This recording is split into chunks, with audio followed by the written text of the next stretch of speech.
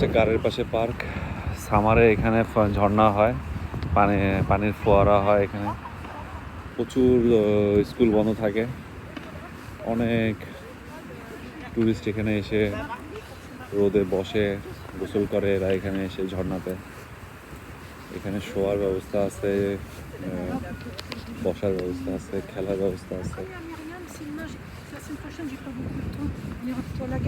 রেস্টুরেন্টও আছে এখানে একটা ছোট, এখন বন্ধ দেখাচ্ছে। বাট ওই পাশে আবার সম্পূর্ণ অনেক রেস্টুরেন্ট। এটা হচ্ছে ট্রাম স্টেশন, একদম আপনার ট্রেন স্টেশনের পাশে। এটা হচ্ছে সিটি ট্রাম।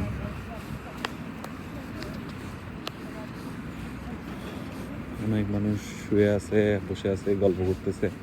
এখানে জিম করার ব্যবস্থাও আছে।